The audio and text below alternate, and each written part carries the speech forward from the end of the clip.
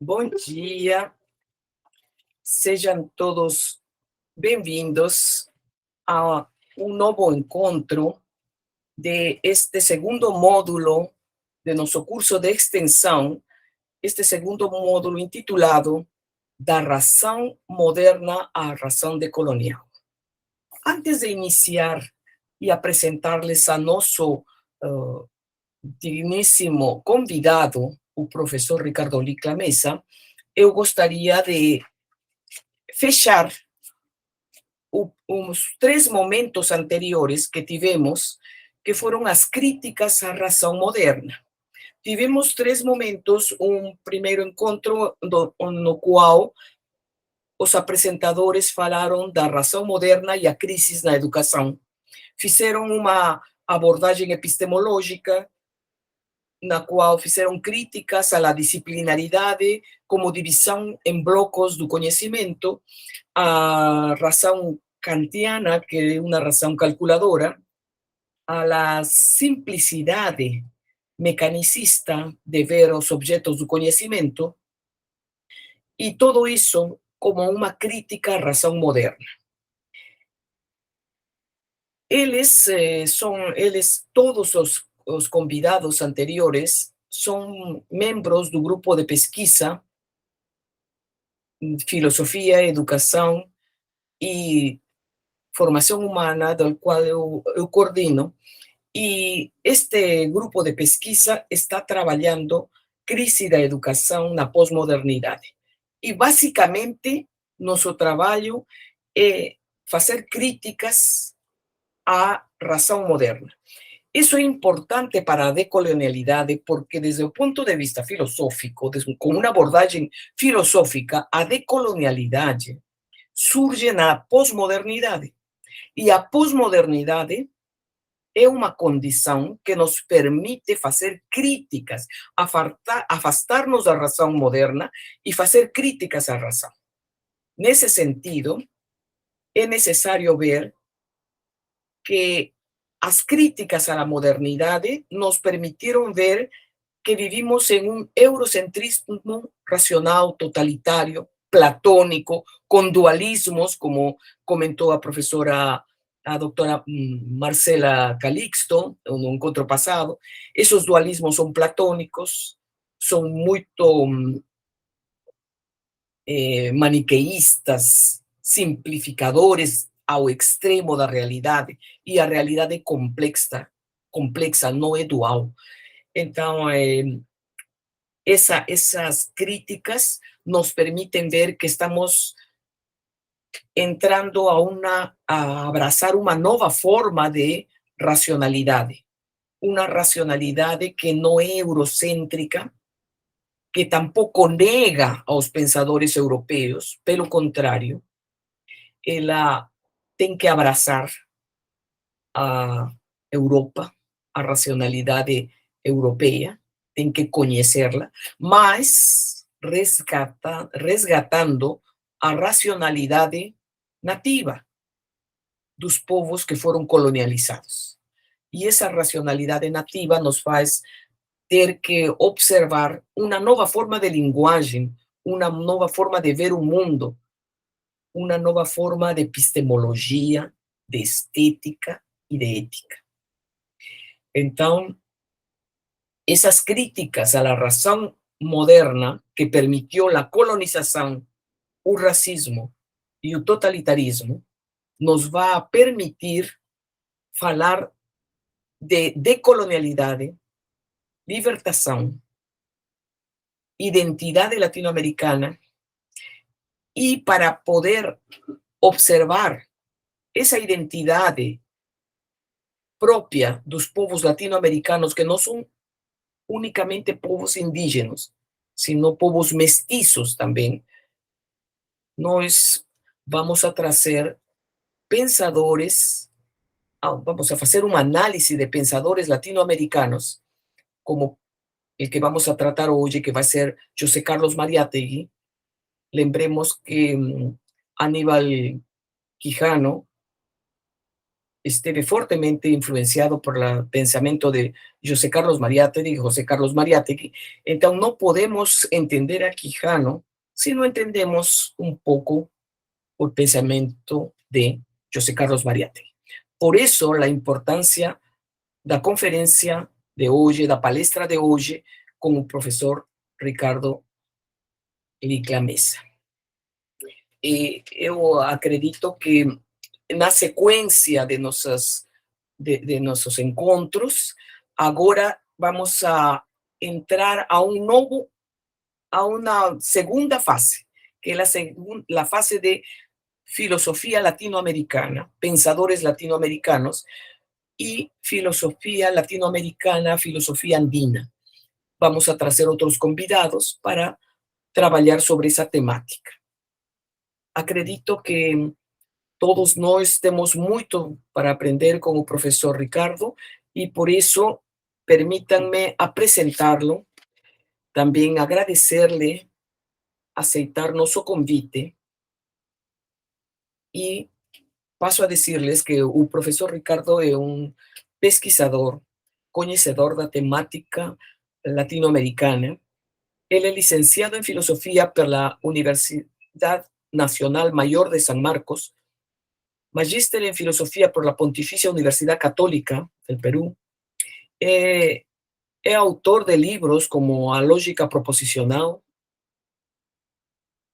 el salazarianismo y sus demonios, intertextos filosóficos, una invitación filosófica, y de diversos artículos en revistas especializadas.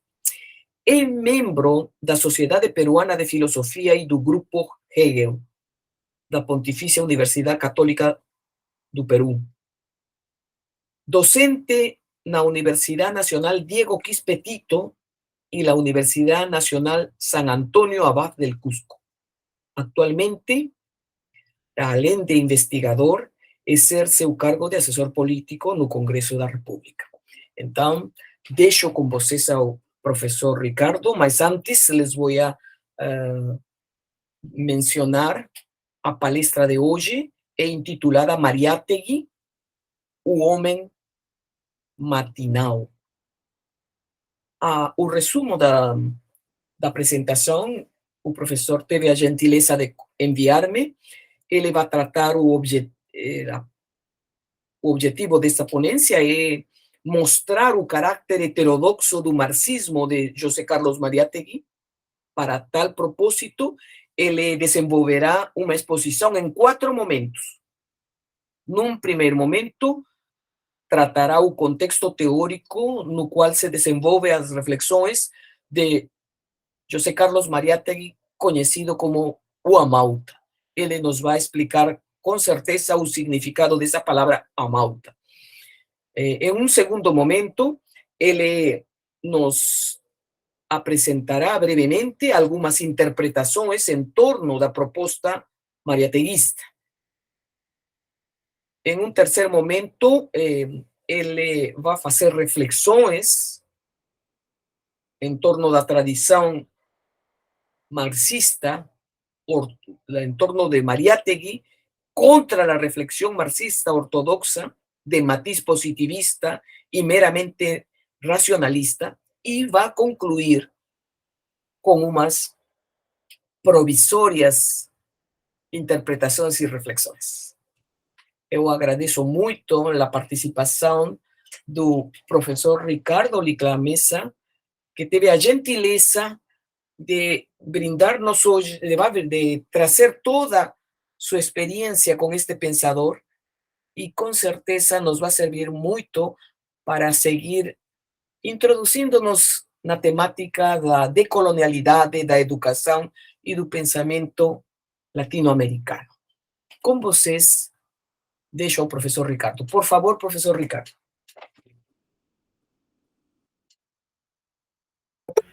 Muy bien, muchas gracias, colega Rosa Lourdes, y un saludo cordial a cada uno de los participantes en esta sesión virtual. ¿Me confirman si se me está oyendo bien antes, por favor? Perfecto. Perfecto. Entonces, ya, muchas gracias.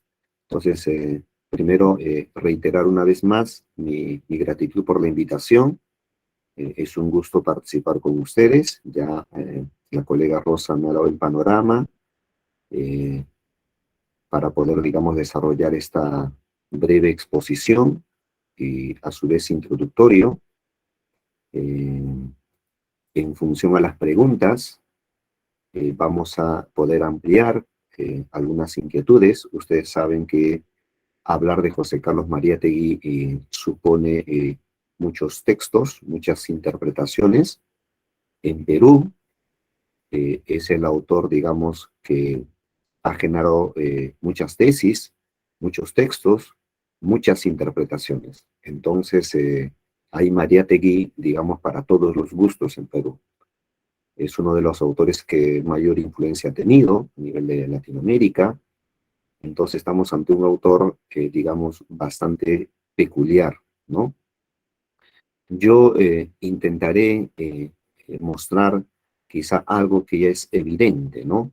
Eh, el marxismo heterodoxo de Mariátegui, ¿no?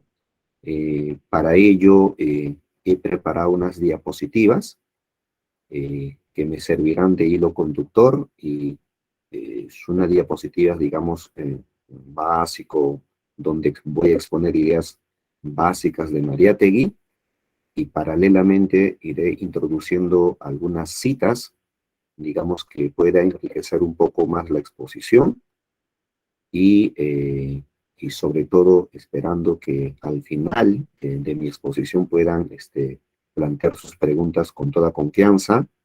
En la medida de mis posibilidades responderé. Como les dije, Mariátegui da mucho que hablar en realidad. Para eso voy a introducir un autor poco común, ¿no? Que digamos ha generado todo un movimiento aquí en Perú, eh, pero que sin embargo eh, es un autor, digamos, como dirían los alemanes cuando se referían, o en el alemán cuando se referían, digamos, a Spinoza, en su momento le decían Totahum, ¿no? Algo así como que la traducción sería el perro muerto, ¿no? A quien nadie se quería acercar, que nadie se quería involucrar con él. Algo así es este autor que ha interpretado a Mariátegui, cuyos textos incluso son prohibidos en Perú, pero es menester mencionarlo para tener en cuenta en qué situación se encuentra la interpretación de Mariátegui. Bueno, sin mayores preámbulos, voy a pasar a compartir los PPTs. Antes de, digamos, iniciar con los PPTs, justo revisando, repasando los escritos de Mariátegui, ustedes saben que Mariátegui, pues también en sus primeras etapas, al cual muchos han denominado su etapa de piedra, él escribió poemas, ¿no? Eh, quiso ser literato en un principio, recordemos eso. Pero a su vez, cuando él deja de acompañarnos, también le dedican algunos poemarios. Entonces, he encontrado un poema interesante, prologado por Pablo Neruda, un texto que se titula Poemas a Mariátegui, ¿no? Es un texto bastante interesante y en la página 49, Alejandro Romualdo, escritor peruano, le dedica un poema justamente que quisiera compartir con ustedes para iniciar esta mañana, digamos un tanto gris aquí en Lima, Perú. El título del poemario es El alma matinal, ¿no? Dice así, ¿no? Lo voy a leer para empezar.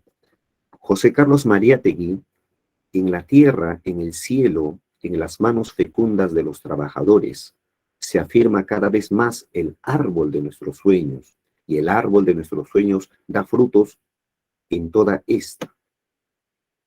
Tú colocaste la primera piedra de una alegría colectiva, pusiste alas seguras a todos nuestros deseos, trazaste el vuelo puro de la dicha posible. Tu ciencia es nuestra ciencia, la ciencia de la hoz. la ciencia del martillo, la ciencia invulnerable de los trabajadores, la teoría que vive la vida de la vida. Facilidad de ojos claros, dicha de labios dulces, a la altura del cerebro el corazón se eleva, y el futuro del hombre abre todas las puertas que van a dar el acento de la felicidad. No importa la calumnia, no importa la mezquindad, la verdad que sostiene la casa de los pobres es una verdad que nos ampara y nos fortifica. Nosotros somos la vida, nosotros somos la alegría. La estrella del corazón conduce a una vida nueva. Los milagros se apoyan sobre la hoz y el martillo, y el sueño de los hombres se cumple perfectamente. José Carlos Mariátegui, la verdad que enseñaste, la verdad que nos iguala y nos perfecciona, ha llegado hasta el fondo de las minas, como una lámpara maravillosa que cumple nuestros deseos, enciende la razón que deslumbra con su poder. José Carlos Mariátegui, puño y letra del pueblo, la primavera crece y se funde en nosotros. Nosotros somos todos los deseos del hombre, y tú estás con nosotros como ayer, como siempre. Julio de 1957.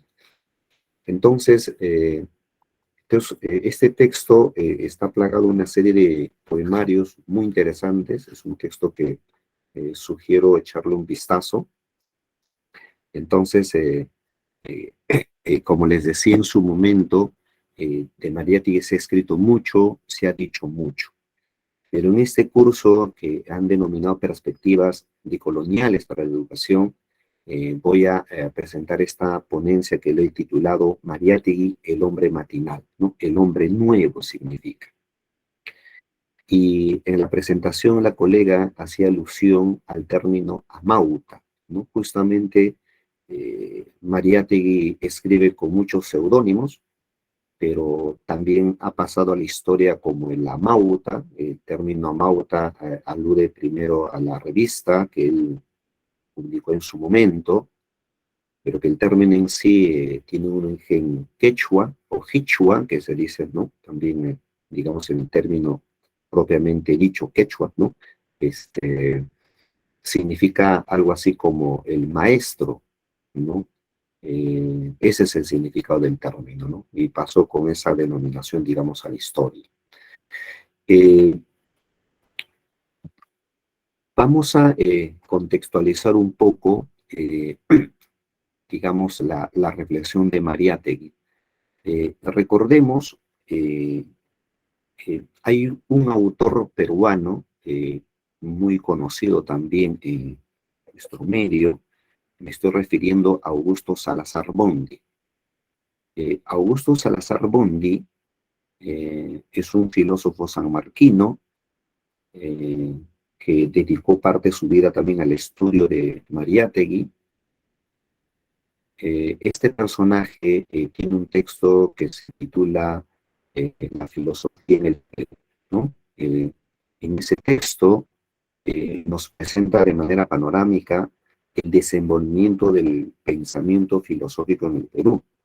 Que en ese esquema, él considera que la reflexión filosófica en el Perú, en Indoamérica o en nuestra América, como él denomina, se habría iniciado recién en el siglo XVI, y antes de esa época, lo único que habría existido en esta parte del mundo habría sido un pensamiento mítico religioso, más no habría existido una filosofía, digamos, ¿no?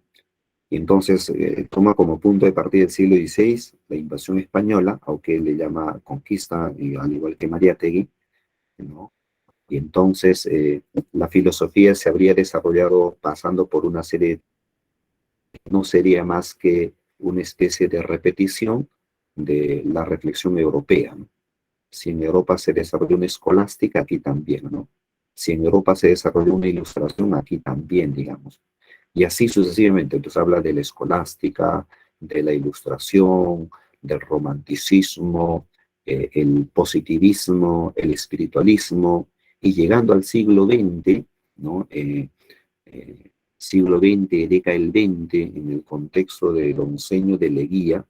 Leguía fue presidente del Perú durante 11 años, por eso la denominación Onceño de Leguía, de 1919 a 1930, digamos.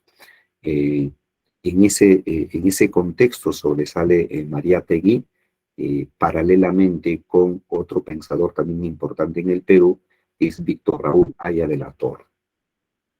Entonces, Augusto Salazar Bondy considera las reflexiones de Mariátegui y Víctor Raúl Haya de la Torre como parte de este periodo que él denomina movimientos sociales. Un periodo en que el Perú va a empezar a depender ahora del capital norteamericano. Estamos asistiendo, en otros términos, a la introducción del imperialismo en esta parte del mundo. Y entonces, por lo tanto, las reflexiones de Mariátegui y de Víctor Raúl Haya de la Torre van a tomar un matiz en el que coinciden y van a cuestionar justamente a ese imperialismo que se está dando precisamente en el contexto del Onceño de Leguía. Entonces, de ahí que es importante tener presente, digamos, ese marco para más o menos aproximarnos mejor en las reflexiones de Mariátegui. Ese es un primer elemento que quisiera resaltar. Otro aspecto importante que se va a dar en la época, ¿no?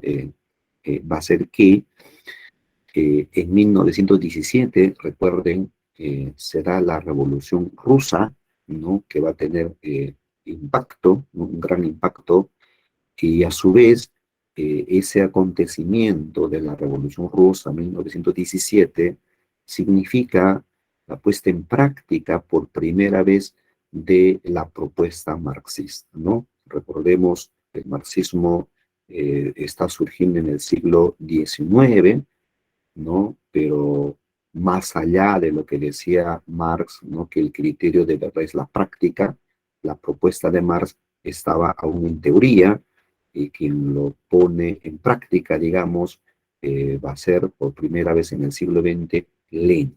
Entonces, ese acontecimiento va a ser tan importante, de tal manera que va a influir en los pensadores, bueno, latinoamericanos, en especial Mariátegui y Haya, quienes de todas maneras van a apropiarse del marxismo, con la diferencia de que Haya de la Torre será marxista al principio, luego pretenderá romper con el marxismo y tratará de ser, ¿no? Como él dice, original, y bueno, se va por otro camino, digamos, ¿no?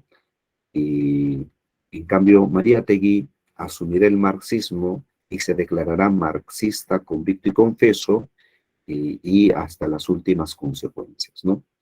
¿Qué hubiese ocurrido si hubiese vivido más tiempo? No lo sabemos, pero se declaró marxista y murió como marxista convicto y confeso. Claro, el marxismo que ha de desarrollar, obviamente va a ser un marxismo de carácter heterodoxo, que vamos a mostrarlo en lo sucesivo. Entonces, ese es el contexto y el panorama que quisiera que tomen en cuenta, y a esto quiero agregar algo más, y es que aparte de los otros acontecimientos que se están dando, me gustaría que queden claro que en 1924, Haya de la Torre va a fundar el APA, Alianza Popular Revolucionaria Americana, ¿no? Un partido, digamos, que tiene larga data, pero que hoy en día ya no tiene existencia, al menos formal, ¿no? Ahí todavía hay algunos marxistas, pero que eso va a dar pie, voy a tratar de ser muy sintético aquí, cuando Haya de la Torre decide participar de las elecciones, un sector, digamos, del aprismo va a tratar de rescatar las primeras propuestas de Haya, ¿no? Y entonces Es así como en el 83, 1983, va a surgir un ala revolucionaria del APRA, quienes van a fundar el MRTA, ¿no? El Movimiento Revolucionario Tupac Amaru, que va a iniciar su accionar en los 80, en el 83 exactamente. Entonces eso fue consecuencia, digamos, de las reflexiones, digamos, de Aya, que lo está desarrollando en la década del 20, lo está empezando en la década del 20. Esto es importante porque paralelamente, en 1928, Mariátegui, bueno, al inicio pues trabajó junto con Aya, pero rompen en el 28 con el APRA, y funda también un partido denominado Partido Socialista del Perú, pero que estaba articulado, digamos, a la Tercera Internacional, dirigida por, por Lenin, digamos, ¿no? Y entonces, ese partido, que luego de la muerte de Mariátegui, quedará, digamos, dirigido por un tal Rabines, y que él, digamos, va a generar a la larga la atomización del partido y se va a dividir, digamos, el partido cual si fuese una bacteria a lo largo de la historia, pero que un sector de ese partido, digamos, que va a pasar por una serie de etapas, en el 80 va a surgir justamente Sendero Luminoso, ¿no? El Partido Comunista Sendero Luminoso, dirigido en este caso por Guzmán. Entonces, esos efectos han generado estos dos personajes en la historia peruana. Muy bien, entonces es más o menos el panorama en el que hay que, digamos, situarnos para adentrarnos un poco en el pensamiento de Mariátegui. Como les decía, según Augusto Salazar Bondi, a esta etapa en el que está surgiendo las reflexiones de Mariátegui, Aya de la Torre, se le denomina periodo de los movimientos sociales, en el que el tema principal, o uno de los temas que más van a discutir, precisamente va a ser la crítica al imperialismo, ¿no? Y entonces, ahí urge resaltar, obviamente, cómo Mariátegui está recibiendo la influencia marxista, ¿no? Eh, Otro importante elemento a tener en cuenta es que realiza un análisis de la realidad nacional, de la realidad peruana, desde una perspectiva económico-social, sin que ello implique que caiga en una especie de determinismo económico. Justamente es lo que va a cuestionar también Mariátegui, y en defensa del marxismo va a decir pues precisamente que el marxismo no es una propuesta determinista, ¿no? Y donde va a resaltar el aspecto superestructural, de que, según algunos estudiosos, las reflexiones de Mariátegui serían compatibles incluso con las reflexiones de Antonio Gramsci, filósofo italiano, ¿no? Eh, claro, desarrolla propuestas políticas de masa para la transformación del país. Recordemos que el objetivo de Mariátegui es claro, que es desarrollar un socialismo peruano, ¿no? Un socialismo indoamericano. Como les dije en su momento, funda el Partido Socialista del Perú, ¿no? 1928, pero que estuvo, digamos, articulado, ¿no? Afiliado al Partido Comunista, ¿no? A la Tercera Internacional, digamos, ¿no? ¿Por qué no lo habría denominado Partido Comunista del Perú? Porque luego va a venir el personaje Rabines, al cual ya aludí hace un momento, eh, lo habría hecho por una cuestión táctica, digamos, ¿no? Porque la denominación comunista, ustedes saben que luego de la Revolución Rusa va a haber también una especie de persecución a todo aquel que dice ser comunista, ¿no? Eso ocurre incluso hasta ahora. Eh, en Perú es bastante fuerte el prejuicio contra este término comunismo, ¿no? En las últimas elecciones que nosotros hemos tenido, seguramente han seguido de cerca en la propaganda de la derecha cavernaria aquí en el Perú ha sido muy fuerte, ¿no? le han dado un sentido bastante tergiversado y peyorativo al término comunismo, y desde esa perspectiva se ataca a todo aquel que, digamos, pretende denominarse de izquierda, por ejemplo, ¿no? En fin, eh, ese es, digamos, digamos, digamos, el contexto, ¿no? Teórico en el que se va a desarrollar las reflexiones de Mariátegui. Yo quisiera referirme aquí ahora a algunos datos biográficos, ¿no? Para eso yo recomendaría, hay un hermoso texto de un tal Servais Thyssen, Mariátegui, La aventura del hombre nuevo, biografía ilustrada, más de 500 fotografías de la época.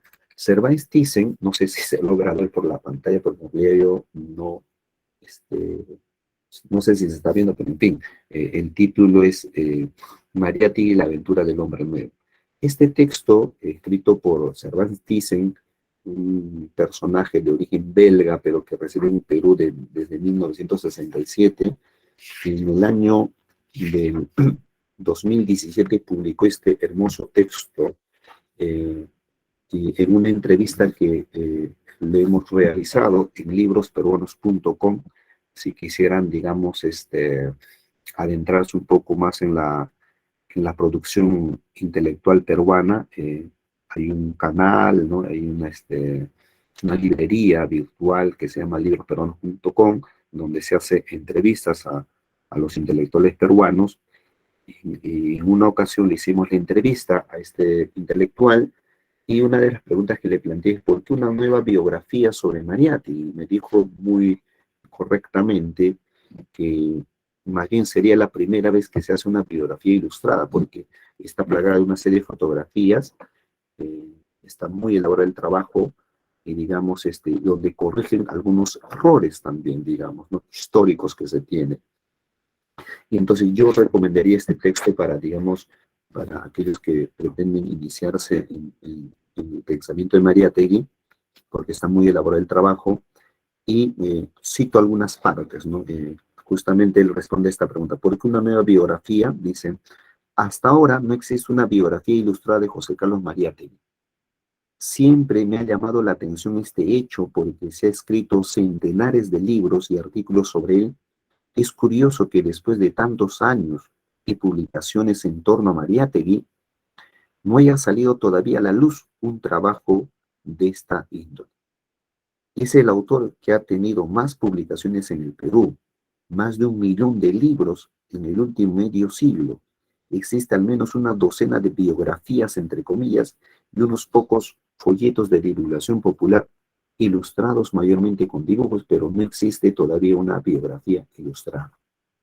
Y luego nos hace una lista, digamos, de autores que habían tratado de hacer una biografía, un estudio sobre Mariátegui, ¿no?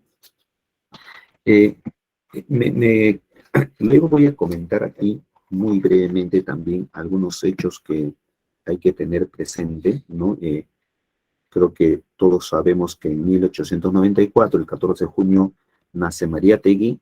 El nombre completo es José del Carmen Eliseo Mariátegui, ¿no? Luego se cambió por Carlos, ¿no? Él era José del Carmen Eliseo Mariátegui, ¿no? Eh, Luego, otro aspecto a tener en cuenta es que en 1907, 9 de noviembre, muere su padre Francisco Javier Mariátegui, a quien nunca lo habría conocido. Eh, Luego, otro aspecto importante: en 1917 se matricula en un curso de latín en la Pontificia Universidad Católica del Perú, al cual no asiste a todas las sesiones, ¿no? Pero lo habría hecho para aprender el latín. Luego, el 8 de octubre de 1919, Mariátegui y Falcón, un amigo, digamos, más allegado a Mariátegui, viajan a Europa becados, pero en el fondo habían sido exiliados por el gobierno de Augusto de Leguía, ¿no? Eh, eh, hay un documental que seguramente también ya lo conocen, eh, Godoy Robles, digamos, el director peruano, dirige esa película que se llama, película documental que se llama La Yunta Brava, que también está en YouTube. Hay que echarle un vistazo, está bien hecho, ¿no? Sugiero eso también, ¿no? Eh, en 1922, en agosto, llega a Berlín a estudiar alemán y profundiza en el conocimiento del marxismo. Recordemos que Mariátegui va a tener una formación políglota también, ¿no? Y bueno, va a leer, ¿no? A los clásicos del marxismo de primera mano, ¿no? 1923 regresa al Perú, en 19 había sido exiliado, acuérdense, y así una serie de datos en 1928, acá, en mayo de 1924, es hospitalizado y se le amputa la pierna derecha.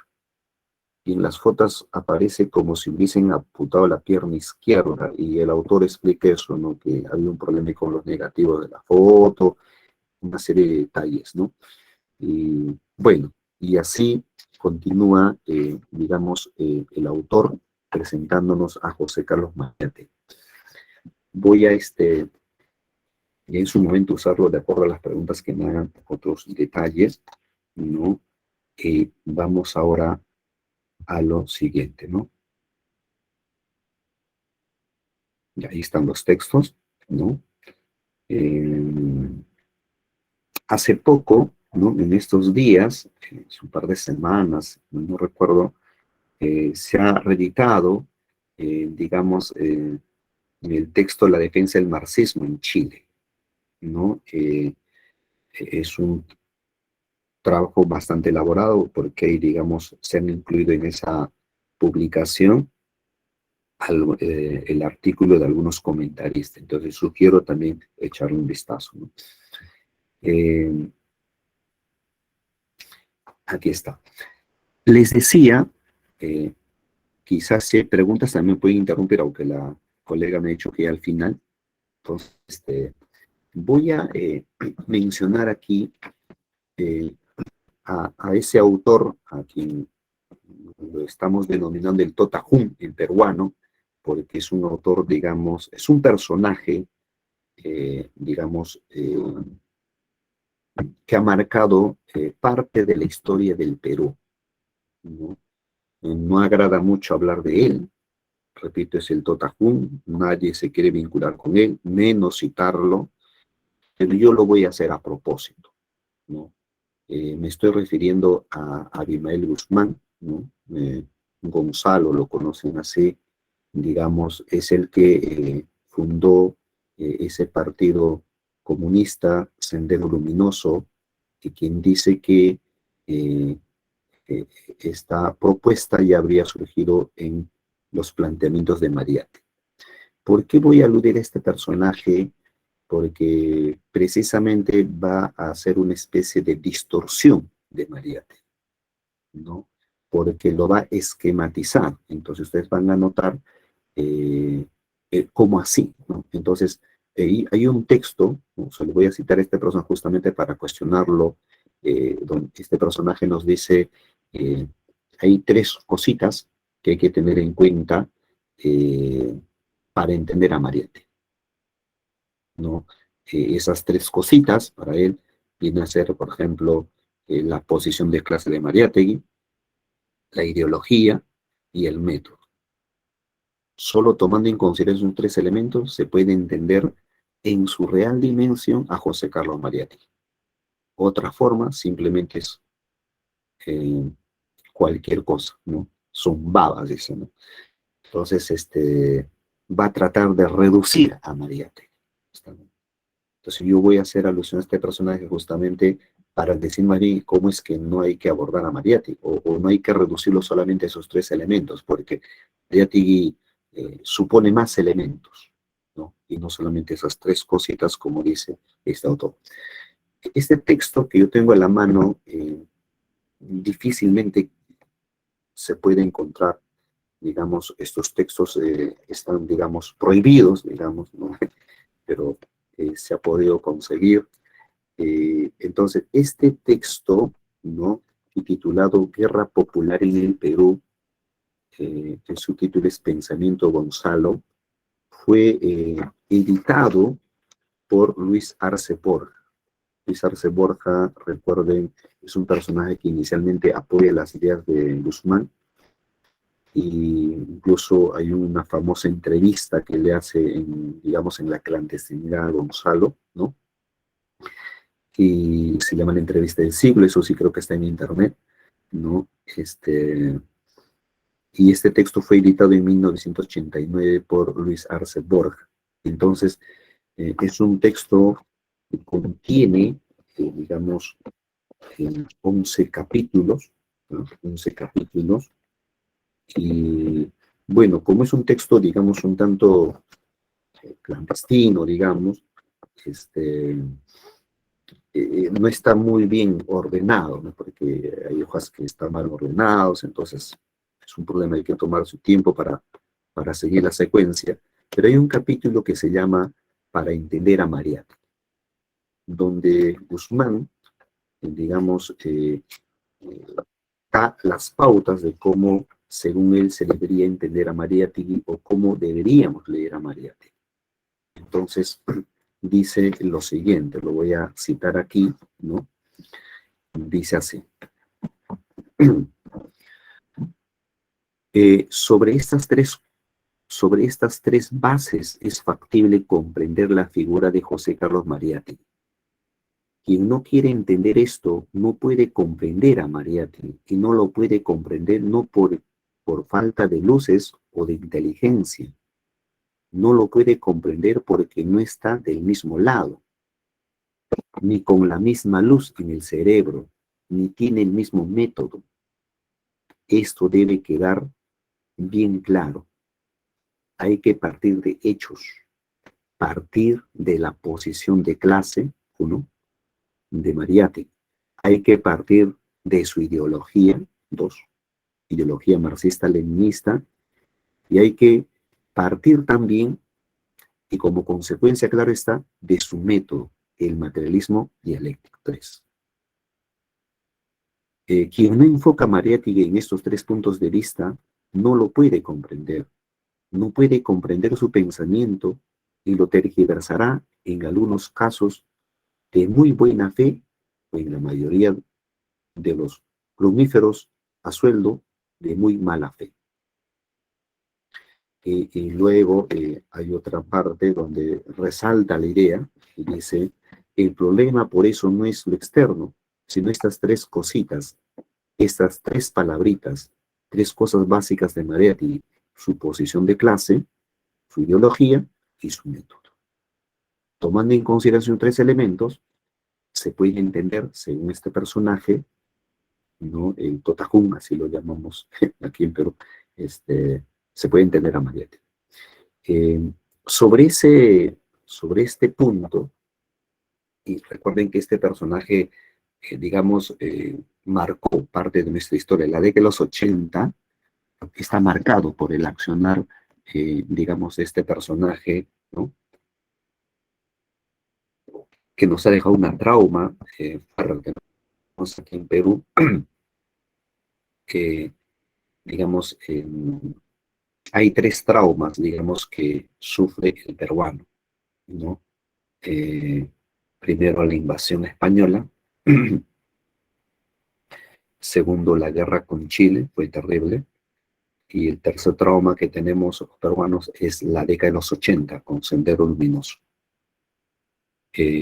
Con este tipo de interpretaciones muy reduccionistas, justamente se ha distorsionado las reflexiones de Mariátegui. Sobre eso, justamente, nosotros consideramos que hay que ampliar más bien la mirada. O sea, es cierto que hay que considerar, pues, Mariátegui toma una clara posición de clase, ¿no? Se vincula, pues, se identifica con el proletariado, con la masa campesina, ¿no? Con la clase trabajadora, claro está. Y efectivamente, pues, más que ideología, digamos, el marxismo en Mariátegui va a ser un método, ¿no? Una herramienta de interpretación. No en vano, una de sus obras cumbres se titula 7 ensayos de interpretación de la realidad peruana. es hermenéutico, ¿no? Entonces no es una, digamos, una doctrina, una ideología que hay que tomar al pie de la letra, sino más bien es un instrumento que nos va a servir para comprender la dinámica, la lógica de los problemas del Perú y Latinoamérica, ¿no? Entonces, posición de clase, más que ideología es un método, y digamos, el otro es, digamos, el perdón, posición de clase con el proletariado, ideología y marxismo, y el método, ¿no? Que dice este señor Guzmán. Pero a esos elementos, ¿no? Aparte de hacer las precisiones, habría que agregar, ¿no? Y resaltar que precisamente Mariátegui no va a seguir el curso de esa tradición marxista ortodoxo de corte positivista.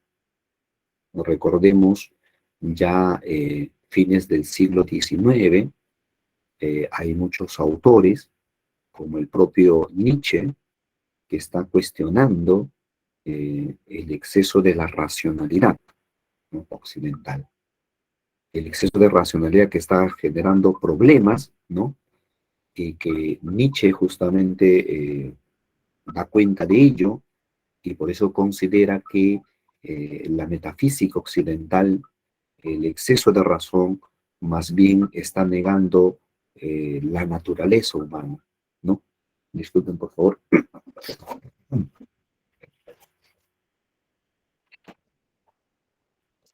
Dejé el celular aparte. Bueno, para cortar ya. Entonces, les decía, en ese sentido, Nietzsche está cuestionando ya la racionalidad, ¿no? Y luego en el siglo XX también viene Henry Bergson, ¿no?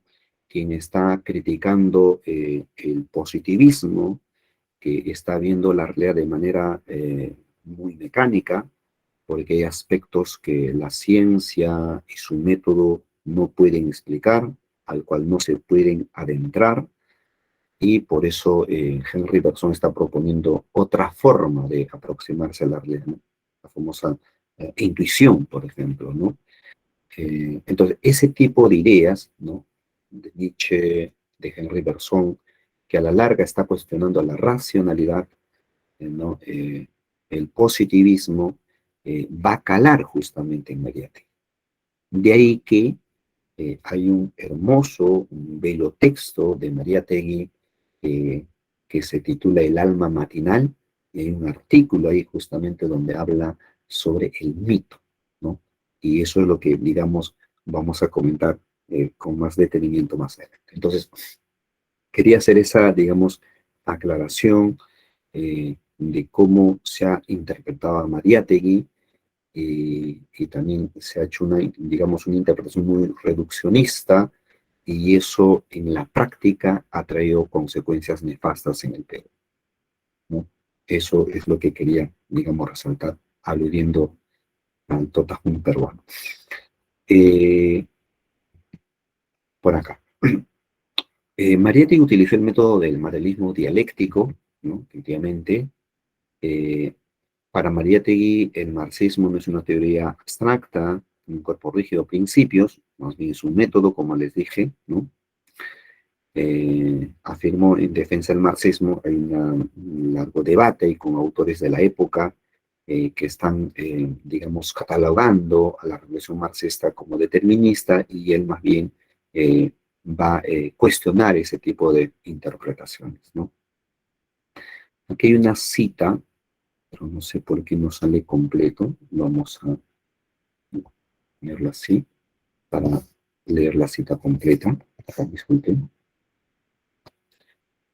A ver, dice, ¿no? En, en un texto que se titula Mensaje al Congreso Obrero, nos pone en claro de cómo Mariátegui concibe el marxismo, ¿no? Dice, lo cito: el marxismo del cual todos hablan, se me ha pasado la S, ¿no? Del cual todos hablan, pero que muy pocos conocen y sobre todo comprenden. Es un método fundamentalmente dialéctico. Esto es un método que se apoya íntegramente en la realidad, en los hechos. No es como algunos erróneamente suponen un cuerpo de principios de consecuencias rígidas, iguales para todos los climas históricos y todas las latitudes sociales. Marx extrajo su método de la entraña misma de la historia. El marxismo en cada país, en cada pueblo, opera y acciona sobre el ambiente, sobre el medio, sin descuidar ninguna de sus modalidades. Por eso, después de más de medio siglo de lucha, su fuerza se exhibe cada vez más acrecentada. Los comunistas rusos, los laboralistas ingleses, los socialistas alemanes, etcétera, etcétera, se reclaman igualmente de Marx. Este solo hecho vale contra todas las objeciones acerca de la validez del marxismo. Entonces, uno, el marxismo para Mariátegui es un método, ¿no? Y que debe adecuarse a cada realidad concreta, ¿no? Es lo que nos está, digamos, resaltando el autor. Voy a ponerlo otra vez así, la completa. A ver, disculpen, como les decía, hay problemas con mi máquina, ¿no? Veamos aquí cómo Mariátegui hace esa interpretación, o mejor dicho, tiene una lectura, ¿no? Marxista de la realidad peruana, ¿no? Y por eso es que él considera que en el Perú o el Perú puede ser catalogado como un país semifeudal, semicolonial, ¿no? Eh, recordemos que tanto Mariátegui como Aya de la Torre, cual médicos, ¿no? Están interpretando, están estudiando la realidad peruana, latinoamericana y dan su diagnóstico, ¿no? Aya de la Torre, al inicio desde un esquema también marxista, luego trata de romper y pretende superar el marxismo con su famosa tesis de espacio y tiempo histórico, etcétera, etcétera. Pero lo cierto es que el diagnóstico que da Aya de la Torre, el Perú es un país feudal y oligárquico, ¿no? Ese es el diagnóstico que da y sobre la base de eso propone una salida, ¿no? Que es también la revolución social al inicio, solo que luego va a dar un viraje, por eso hay que ver también allá de la Torre en etapas, ¿no? Y luego apuesta por las elecciones, cosa que Mariátegui nunca estaría de acuerdo, digamos, ¿no? Al menos eh, en su época, en su contexto, no era la vía para él.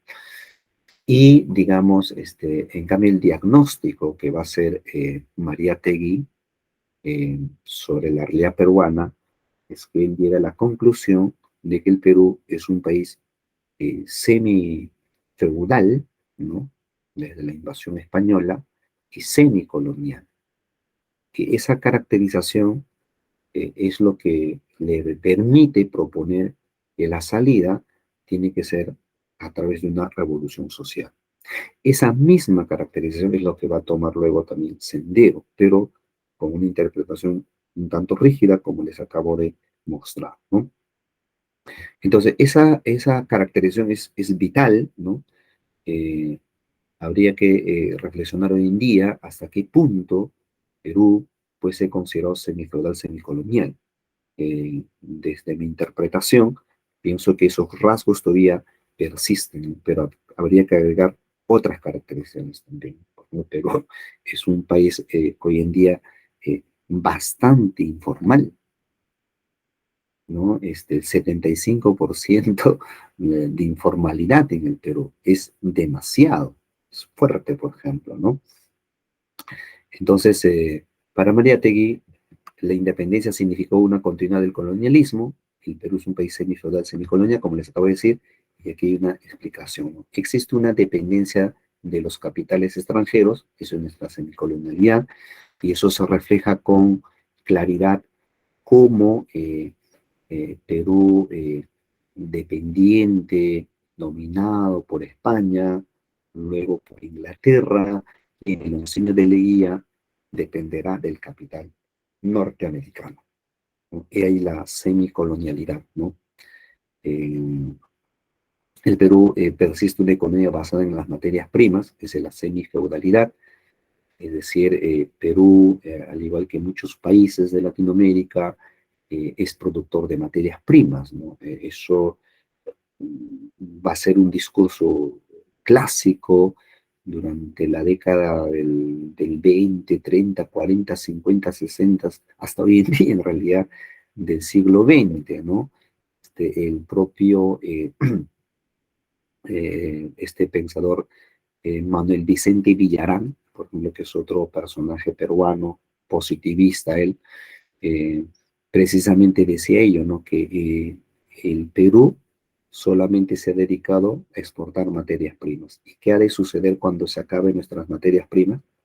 Entonces, de lo que se trata es más bien darle un valor agregado a nuestra materia prima. Y para eso hay que desarrollar industria, ¿no? Hay que desarrollar industria este, que nos permita dar ese valor agregado a nuestra materia prima, y para eso hay que promover una educación técnica productiva, ¿no? Técnica productiva. Entonces, eh, a nuestros indígenas hay que enseñarles a producir. A nuestros jóvenes hay que darle educación desde secundaria técnico-productiva. Eh, entonces dejemos de lado las humanidades, ya tenemos muchos profesores, ya tenemos muchos abogados, siendo abogado decía que ¿para qué tantos abogados? Decía. Entonces estaba con esa carga fuerte del positivismo. Recuerda que Manuel Vicente Villarán, Manuel González Prada, están en esa línea positivista, ¿no? Que tuvo mucho eco aquí en Latinoamérica, y los países más positivistas, aquí en Latinoamérica, por ejemplo, fue Brasil. Mi hermano en su bandera dice orden y progreso. Esa es una marca fuerte del positivismo, ¿no? El lema completo del positivismo de Comte era, ¿no? El amor por principio, el orden por base, el progreso por finalidad, pero luego se quedaron con orden y progreso. Esa idea también se difundió mucho aquí en Perú gracias a las propuestas de Manuel Vicente Villarán y Manuel González Prada, ¿no? Y efectivamente en Brasil tuvo impacto el positivismo, y eso generó, digamos, la industrialización de Brasil, ¿no? En vano, pues es el país más industrializado en toda Latinoamérica, ¿no? También en Perú no se dio eso, ¿no? O sea, hubo el discurso, pero en la práctica no se dio, ¿no? Pero en fin.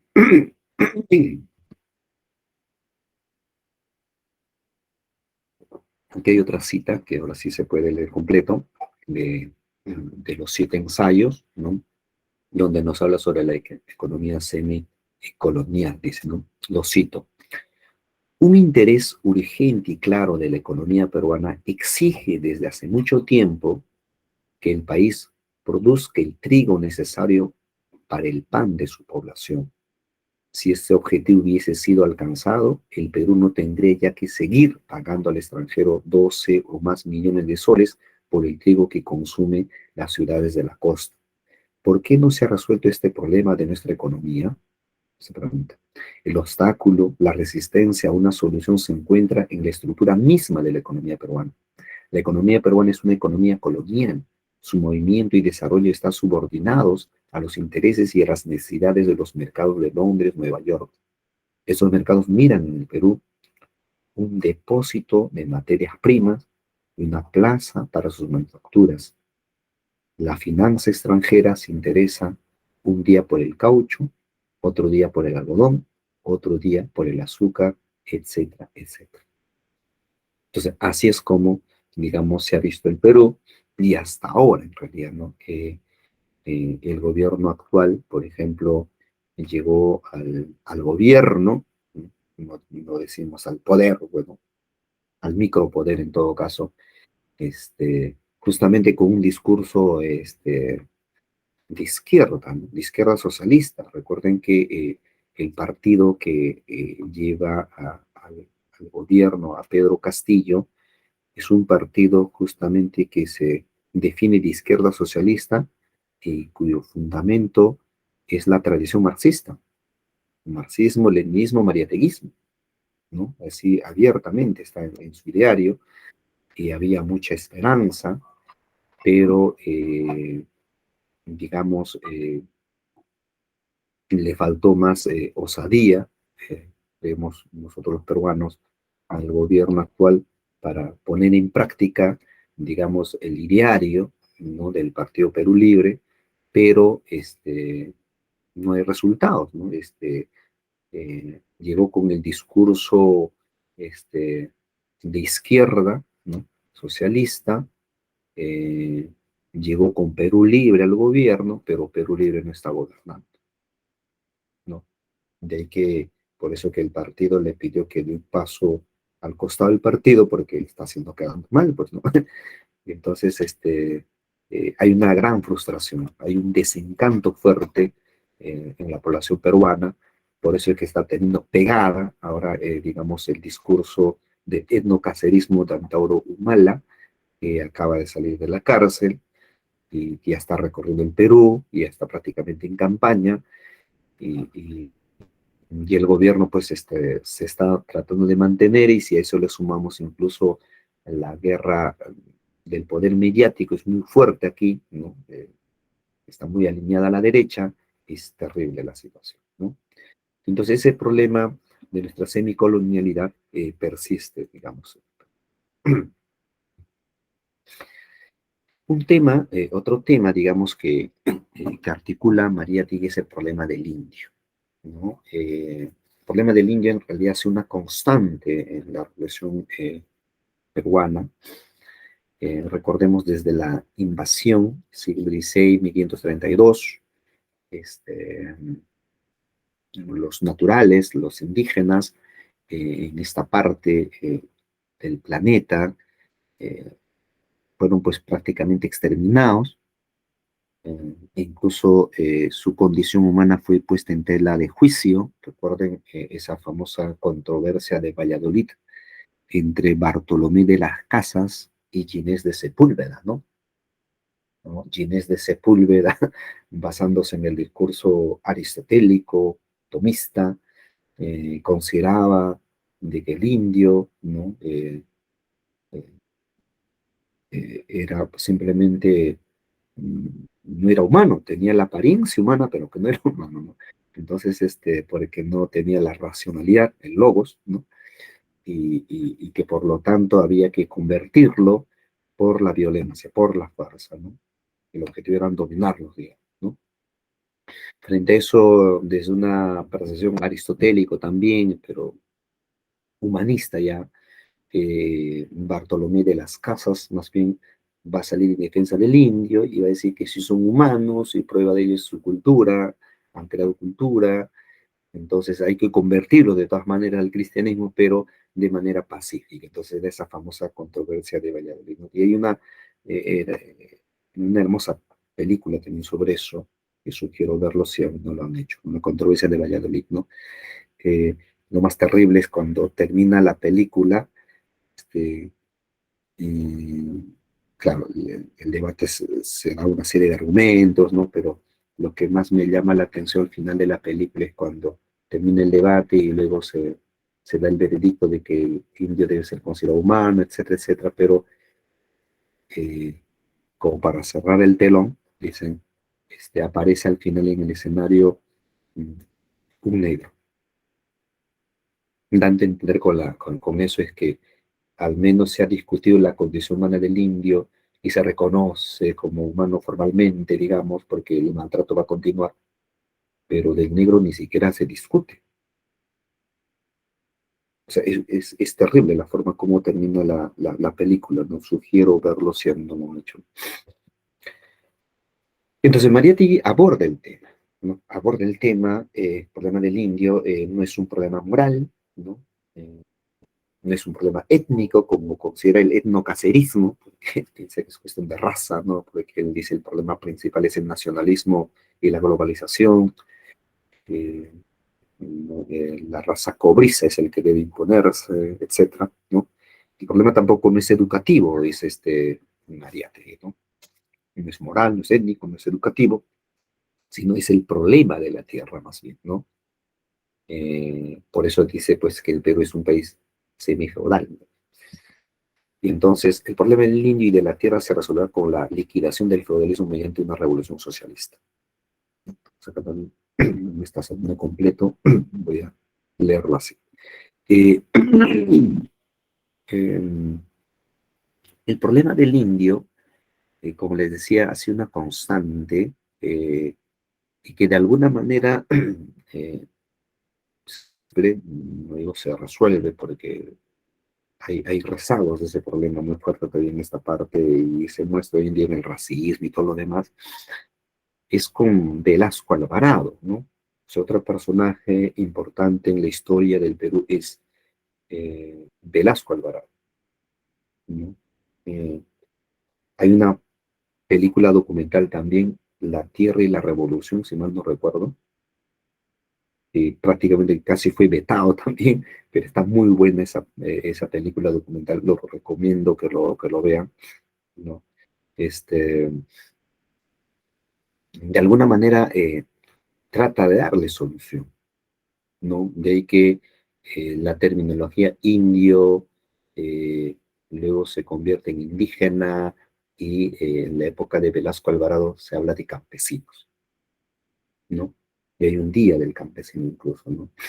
Este, digamos, trata de resolver esa semifeudalidad, ¿no? La tierra es para quien lo trabaja, ¿no? Eh, y eso obviamente para nuestra oligarquía, eh, digamos, para nuestra clase dominante, fue un escándalo, ¿no? Fue un escándalo. En fin, a ver, cito lo que dice Mariátegui, ¿no? La liquidación de la feudalidad. El problema agrario se presenta ante todo como el problema de la liquidación de la feudalidad en el Perú. Esta liquidación debía haber sido realizada ya por el régimen demoburgués formalmente establecido por la Revolución de la Independencia, 1821. Pero en el Perú no hemos tenido en 100 años de república una verdadera clase burguesa. Así es, ¿no? Las expresiones de la feudalidad sobre vivientes son dos, latifundio y servidumbre. No se puede liquidar la servidumbre que pesa sobre la raza indígena sin liquidar el latifundio. El régimen de propiedad de la tierra determina el régimen político y administrativo de toda nación. El problema agrario que la República no ha podido hasta ahora resolver domina todos los problemas de la nuestra. Sobre una economía semifeudal no puede prosperar ni funcionar instituciones democráticas liberales. O sea, no hemos tenido una verdadera clase burguesa, obviamente. Una burguesía intermediaria más bien, ¿no? Más preocupada en los lobbies, ¿no?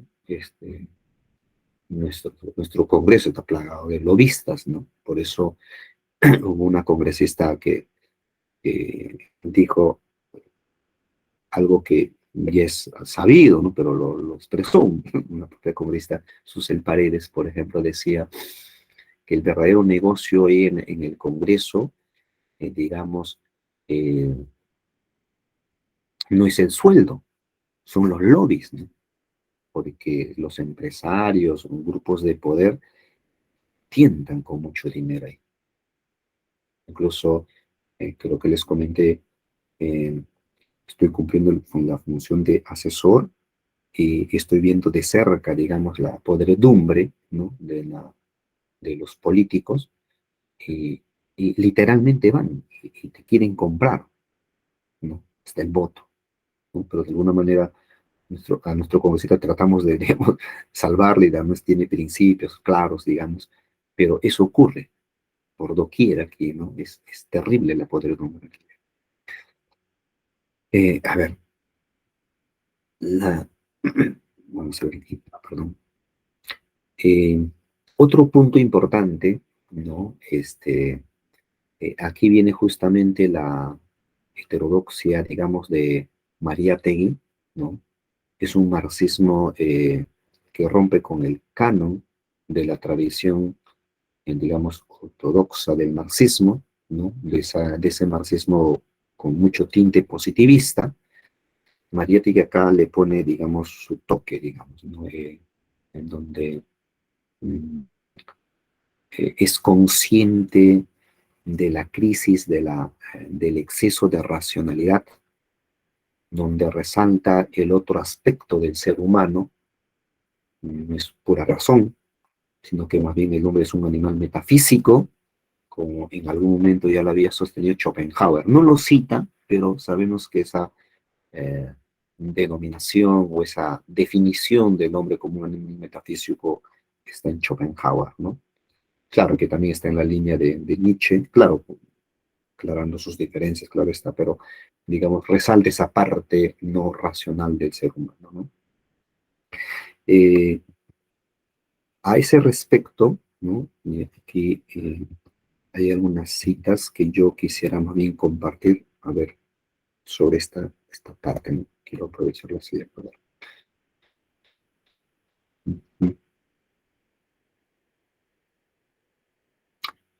¿He dejado de compartir hace rato o recién? Me confirman eso, no me había dado cuenta. Parece que no he estado compartiendo nada. Estás compartiendo, continúas. ¿Aló? Continúas, está compartiendo. Ah, sí estoy compartiendo. Ahora Me paró, estaba preocupando, ahora, pensé que ahora paró. no me estaba viendo la pantalla y que ustedes me estaban siguiendo. Lo que pasa es que tengo algunas citas que quisiera, a ver, resaltarlo por acá. Ya, un instante. Estoy con el tiempo todavía. Ah, creo que me he extendido demasiado, colega Rosa. No, está bien, está bien. A ver, Puede continuar. no la estoy captando. A ver si me escribe. O creo que me desconecto e ingreso otra vez. A ver, ¿te Un parece? momento. Sí, porque no la estoy escuchando. A ver, un instante, un instante. Estoy escuchando. Pero le decía, podemos,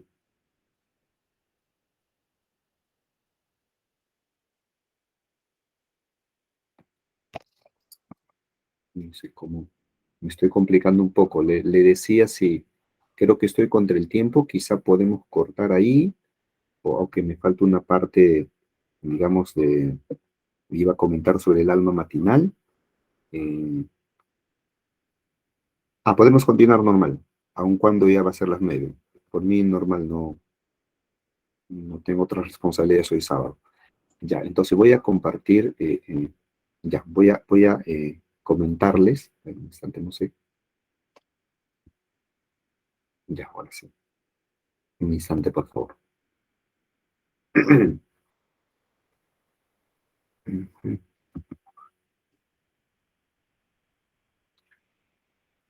Ya, sí se mueve, no.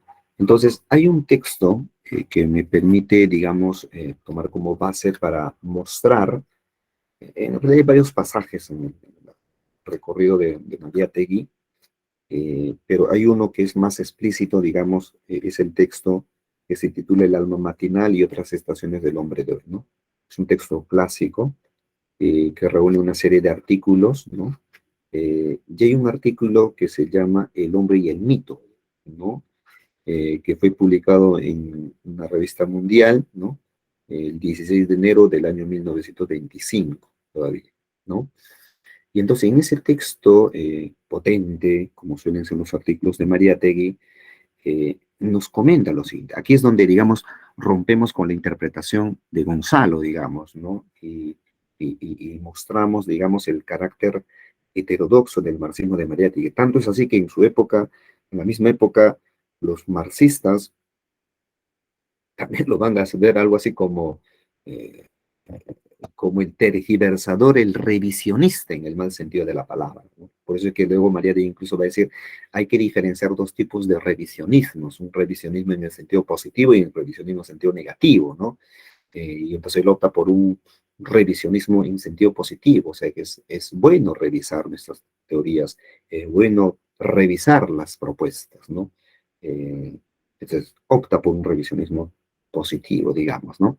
Entonces, en ese artículo, El hombre y el mito, nos dice, entre otras cosas, lo siguiente, algo fundamental, ¿no? Que es un texto conocido seguramente, pero lo voy a resaltar. Lo cito, a ver, dice así el texto.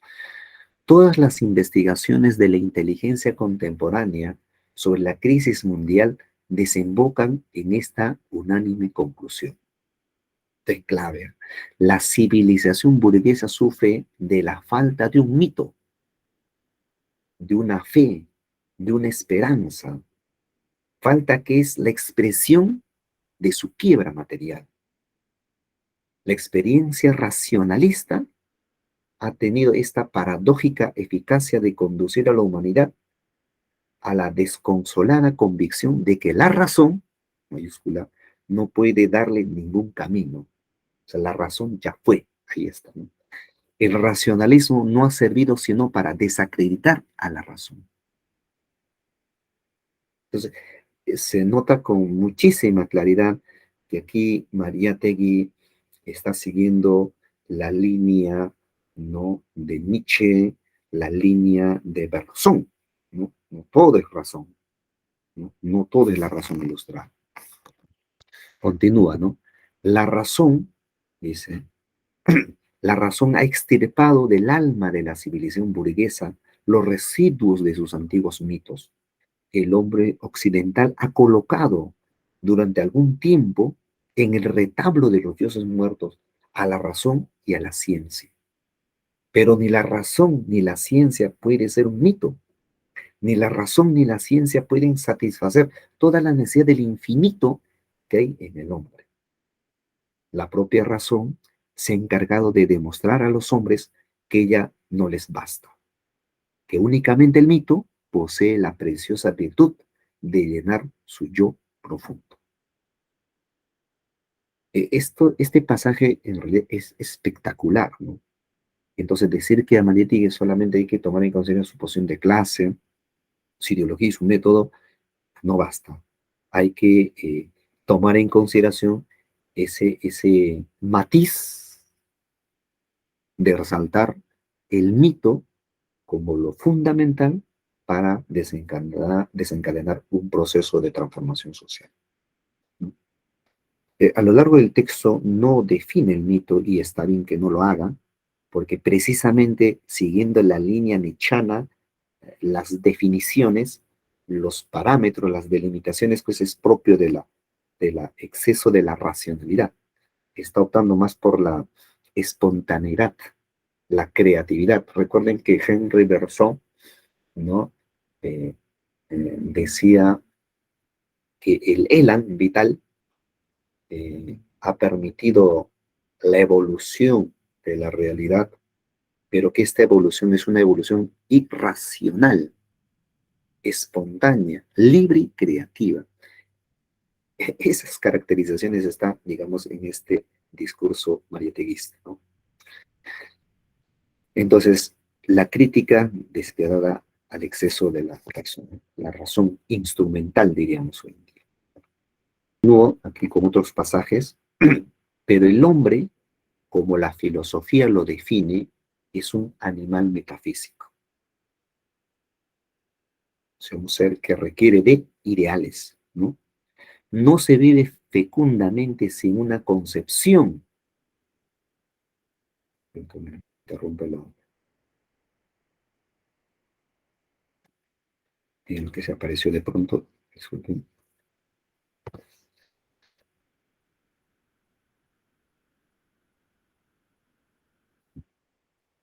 Aparece el antivirus y me malogra la exposición. Cante, por favor. Ya. Gracias. Dice, pero el hombre, como la filosofía lo define, es un animal metafísico. No se vive fecundamente sin una concepción metafísica de la vida. El mito mueve al hombre en la historia. Sin un mito, la existencia del hombre no tiene ningún sentido histórico. La historia la hacen los hombres poseídos e iluminados por una creencia superior, por una esperanza superhumana. Los demás hombres son el coro anónimo del drama. La crisis de la civilización burguesa apareció evidente desde el instante en que esta civilización constató su carencia de un mito. ¿Cuál ha de ser ese mito? Esa sería la pregunta, ¿no? Entonces, creo que todos sabemos la respuesta que va a dar Mariátegui. Ese nuevo mito es la revolución social, ¿no? Como más adelante lo va a decir.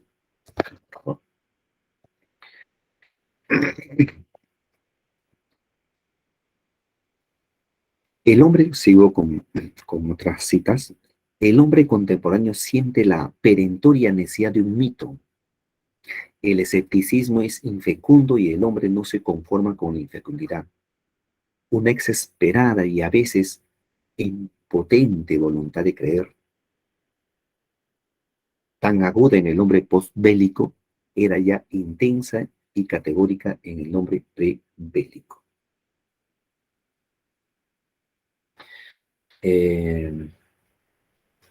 Recordemos el anuncio de Nietzsche, pues, ¿no? Nietzsche más de una vez nos anuncia a través del loco también, que en el fondo viene a ser el Diógenes el cínico, recuerden, ¿no? Dios ha muerto, nosotros lo hemos matado.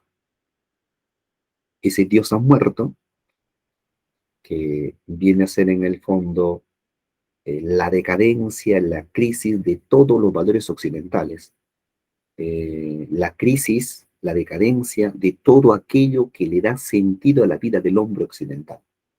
En otros términos, el Dios ha muerto también significa la ruptura entre lo que se dice y lo que se hace. Entonces, Nietzsche justamente anuncia eso para mostrar que el mundo occidental está entrando a una etapa de nihilismo. Un nihilismo, obviamente, negativo, y ante ese nihilismo negativo propone un nihilismo positivo, ¿no? Que significa que si ya nada tiene sentido, el hombre ha perdido toda esperanza, y entonces, ¿qué hay que hacer ante eso? No quedarnos con los brazos cruzados. Lo que hay que hacer es, digamos, Nietzsche dice, crear nuevos valores. Por eso, ante la muerte de Dios, Nietzsche anuncia la creación de nuevos valores que estén más allá del bien y del mal, recordemos, ¿no? Me está fallando mucho la máquina, ahora ya no se ve ni lo que estoy compartiendo, ya disculpen. Y entonces,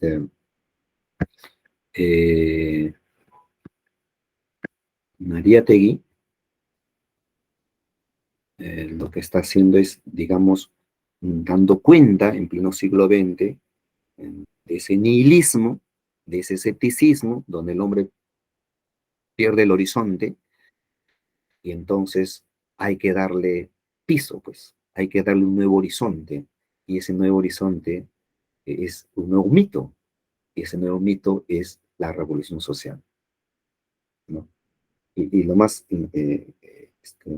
interesante es que le damos ese nuevo mito, ese nuevo horizonte por el cual el ser humano debe luchar. Entonces, cuando uno ve el horizonte, digamos, hay que llegar a ese objetivo, a ese horizonte, y cuando se llega a ese punto, surgirá otro horizonte, digamos, y eso así sucesivamente, ¿no? No es que se llega al objetivo y se acabó allí, sino que va a ser una constante, digamos, ¿no? A ver, Profesor Ricardo, ¿me escucha? mira, ¿les parece si lo dejamos ahí? Porque me está fallando mucho el Word, se borra, se agranda, es un problema. Lo dejamos ahí, más bien, muchas gracias. Quizá con las preguntas ya podemos continuar con mucho gusto y podamos por ahí cerrar algunas ideas que quedaron ahí sin atar. Muchas gracias, colega. Muchas gracias, compañeros y compañeras participantes de la sala. Hasta ahí sería mi participación. Muchas gracias. Muchísimas gracias, profesor Ricardo. Bueno, antes de iniciar las preguntas, quería agradecerte mucho y decirte que fue una magnífica exposición porque nos has esclarecido, particularmente a mí me ha abierto muchas interrogantes, me ha traído muchas reflexiones interesantísimas. Esa, esa crítica que has leído, que finalmente en las citaciones muy bien escogidas leíste, esa crítica a la razón, a la racionalidad burguesa que ha perdido utopía, ideales, ¿tú crees que pueda ser sustituido por una nueva propuesta latinoamericana de una filosofía unida a la utopía, al mito, a la metafísica? ¿En qué sentido podemos traer una nueva racionalidad, una racionalidad decolonial? Me gustaría que nos digas, Mariátegui ya nos anuncia eso, tú sientes eso, es una propuesta, te estoy pidiendo una interpretación, una posición tuya. ¿Tú qué te parece? ¿Cómo ves esa situación? Dejo en abierto para que los que deseen preguntar, por favor, se manifiesten, porque acredito que el pensamiento de José Carlos Mariátegui es muy importante para desenvolver a decolonialidade. Lembren que en justamente la condición de colonial, crítica, racionalidade, nos evita definiciones. En este módulo nunca tentamos definir, porque somos críticos a esas definiciones, mas sí incentivamos las reflexiones, las posiciones, interpretaciones. Así que fiquen a vontade para hacer sus preguntas y colocaciones. Que o profesor debemos aproveitar a presencia enriquecedora do profesor Ricardo Liclamesa, que está conosco. Por favor, fiquem à vontade e manifestem por chat ou abram seus microfones. Mientras se van animando, Sí, por favor. podríamos ir avanzando digamos, con las preguntas que se ha hecho hasta aquí. Y Sí, claro, instarles a que se animen a preguntar, intercambiar ideas o quizá otras lecturas, otras perspectivas, digamos, de tal manera que esto se enriquece, ¿no? isso, por Ujú. favor. A ver, sobre la primera pregunta, la actualidad de Mariátegui en el Perú y cómo es que se lo vincula, digamos, con Sendero Luminoso. A ver, hay algo peculiar, creo que ocurre en la mayoría de las instituciones universitarias a nivel de Latinoamérica, ¿no? Que a diferencia de las universidades europeas, donde muchas veces se centran en un autor determinado, una escuela, una corriente y profundizan hasta ya no poder, digamos, a diferencia de eso, en las universidades peruanas, y creo que, repito, a nivel de Latinoamérica creo que esto ocurre, es que la formación es más integral, ¿no? Entonces, un estudiante promedio de una universidad peruana conoce sobre filosofía francesa, alemana, inglesa, norteamericana, latinoamericana, filosofía andina, hasta filosofía oriental. Entonces, digamos, es vasta, digamos, ¿no? La información, ¿no? Entonces, no se centra en uno, sobre todo en la tradición digamos, sanmarquina, ¿no? Y la UNSAC de Arequipa y la UNSAC también de Cusco, digamos, más o menos tiene esa tendencia. Salvo, digamos, la católica, que es una especie como una especie de sucursal en el buen término, ¿no? De la Universidad Europea, y no es común ahí hablar, por ejemplo, de pensamiento peruano latinoamericano.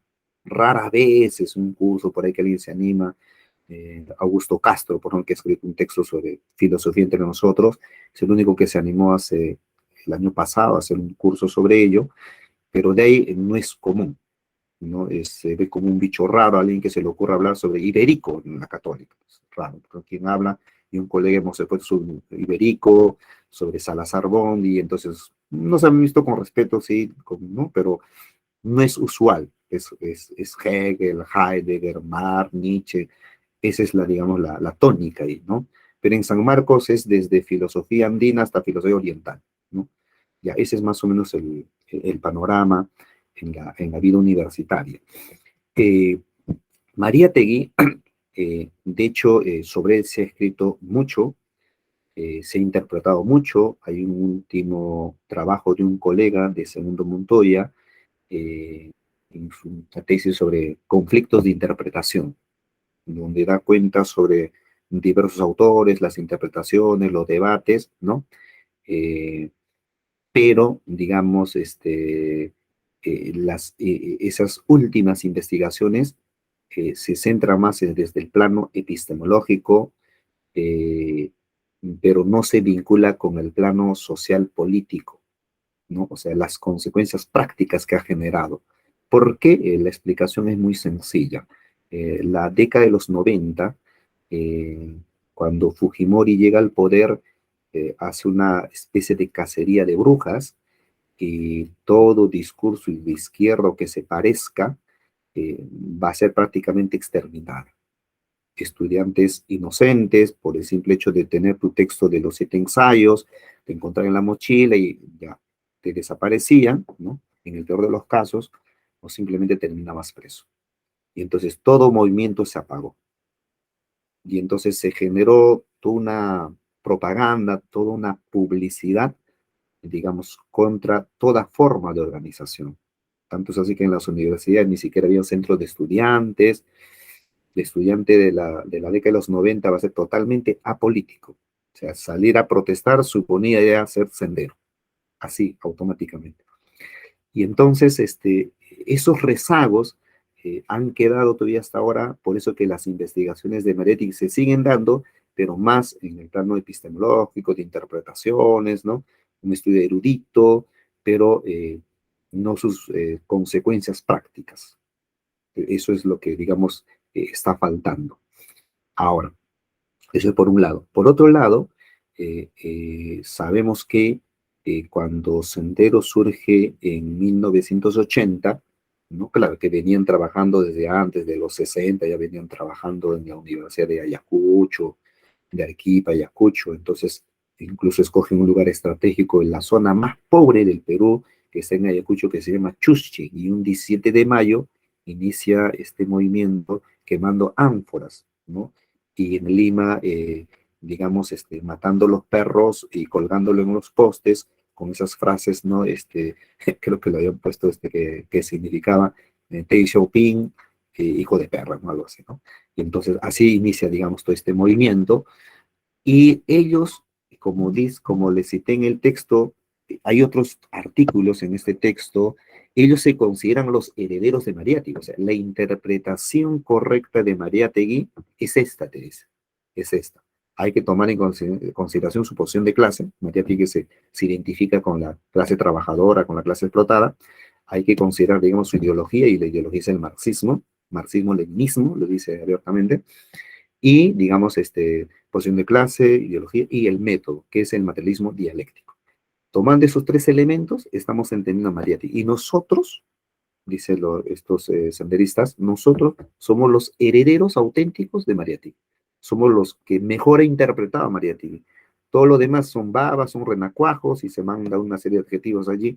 Y además nuestra pretensión, dice en otro artículo, es, digamos, eh, no hacer la revolución solamente en el Perú, sino la pretensión es hacer la revolución mundial. O sea, la pretensión es la universalización de la revolución. Entonces, de ahí que ellos se consideran herederos, ¿no? De Mariátegui, y por eso es que eso va a jugarnos en contra, digamos, porque precisamente hoy en día, si queremos hablar de Mariátegui, de Marx, automáticamente se vincula con Sendero. Ese efecto negativo es lo que nos va a dejar, digamos, Sendero. Entonces, los estudios van, por un lado, en que no se vincula con esas consecuencias prácticas, no hay tesis, no hay estudios hasta qué punto estas interpretaciones podrían ser correctas, ¿no? O citar a este autor no se ve bien, ¿no? Por eso, digamos, yo me tomé la libertad, digamos, de decir esas cosas que no se suele decir. Justamente, si vamos a criticar la racionalidad hegemónica, hay que decir esas otras cosas. ¿Qué cosas se han dicho también, pero que no se saca a la palestra, ¿no? Entonces, hay ese tipo de interpretaciones también. Eh, en su momento hubo otro intérprete, me estoy refiriendo que es el más clásico, digamos. Este texto es Realidad Nacional de Víctor Andrés Belaunde, que es el más clásico. Apenas Mariátegui muere y sale este texto. Lo trata muy bien a Mariátegui, pero la crítica también está despiadada, ¿no? Digamos, a los 7 ensayos, por ejemplo, ¿no? Bien, entonces, esa es, digamos, la situación. Entonces, hay un sector que considera que la interpretación que hace Sendero de Mariátegui es la más adecuada y la más correcta, porque Perú sigue siendo semifeudo semicolonial y está en esa línea, y sabemos que Sendero hoy en día, desde que cayó, digamos, Guzmán, se bifurcó, ¿no? En los famosos proseguir, que los que supuestamente están todavía en la selva, digamos, ¿no? En rezago por ahí, y los acuerdistas, ¿no? O los palomitas, que digamos dicen a través de Movadef, FUDEP, ¿no? Pretendieron participar de las elecciones, pero nunca se les ha dado la cabida. Entonces, ese es el estado de cosas, digamos, ¿no? Pero hay otro sector que va a cuestionar duramente que esa interpretación nada tiene que ver, es más, ni siquiera hay que considerarlo, hay que invisibilizarlo totalmente, etcétera, etcétera, ¿no?